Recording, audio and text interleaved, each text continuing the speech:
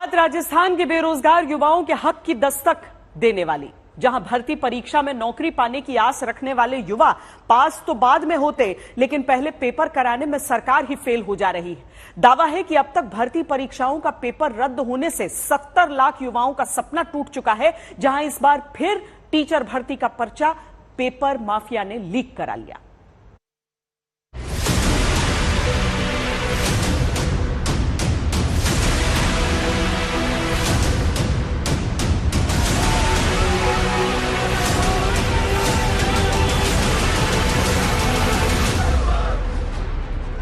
राजस्थान देश का क्या वो राज्य बन गया जहां जितनी सरकारी नौकरी नहीं दी गई उससे कहीं ज्यादा भर्ती परीक्षा में पेपर लीक से नौजवान निराश हो चुके हैं।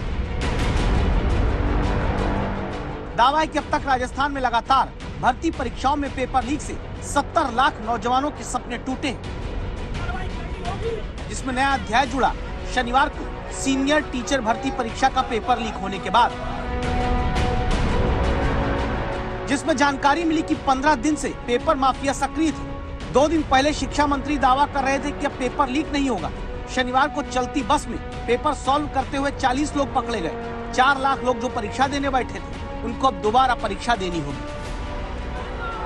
अगर आपको लगे कि चलो अब सरकार दोबारा पेपर करा तो रही है, तब इसी सोच पर खुद दस्तक दीजिए और सुनिए कहानी सीकर की सरिता की। कितने मुश्किल से हाथाजोड़ी करके हमारे माँ बाप पैसा लेके देते हैं हमें। हम यहाँ 6000 की गाड़ी किराया लेके आते हैं और फिर हमें यहाँ सेंटर में बैठने के बाद पता चलता है कि आपका पेपर लीक हो गया। तो बताइए हम ऐसी स्थिति में क्या कर सकते हैं। और हमारे घर वालों ने कितनी उम्मीदें देख रखी थी। हमारे बूढ़े जो माँ बाप हैं वो ये उम्मीद कर रखे थे कि वो कैसे घर पे काम करते हैं कि हमारा बेटा बेटी नौकरी लग जाएगा तो हमारे अच्छे दिन आएंगे। मेरी एक छोटी सी बेटी है, 3 साल की बेटी है। जब भी मैं उससे बात करती हूँ या जब भी घर पे आती हूँ तो ऐसे बोलती है, मम्मा नौकरी लग गई, कैसे आ गई घर पे, नौकरी लग गई क्या।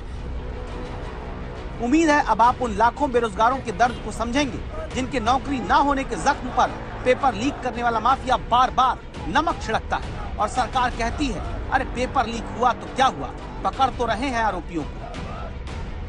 राजस्थान के अलावा कई राज्यों में हो रही है पर वहाँ कार्रवाई नहीं होती है। राजस्थान वो राज्य ना कार्रवाई भी होती है। पर्चा तभी लीक होता है जब सरकार वीक होती है, और मुझे लगता है कि सरकार वीक, पर्चा लीक, और 2023 में नौजवान करेगा इस सरकार की अक्ल ठीक। मुझे लगता है कि अभी यदि गैरत और ईमान है तो सरकार को इस बारे में प्रायश्चित करना चाहिए। अपने चुनाव के लिए जो सियासत सक्रिय होती है, वही बेरोजगारों की नौकरी में चुनाव के लिए क्यों ईमानदार नहीं हो पाती, ये सवाल पूछते हुए बेरोजगार प्रदर्शन करते हैं। आखिरकार कब तक युवा बेरोजगारों के साथ ऐसा होता रहेगा। मैं माननीय मुख्यमंत्री जी से अपील करना चाहूंगा कि आप इमीडिएटली मीटिंग बुलाइए और पेपर माफिया के खिलाफ खात्मा के लिए कार्रवाई करिए। ये पेपर लीक का मतलब कांग्रेस वीक होती जा रही है 2023 के लिए। प्रदेश में एक के बाद एक भर्ती परीक्षाओं के पेपर लीक होने के चलते बेरोजगार युवाओं में आक्रोश है। इस कड़ी में राजस्थान बेरोजगार एकीकृत महासंघ ने 28 दिसंबर को आंदोलन का ऐलान किया है।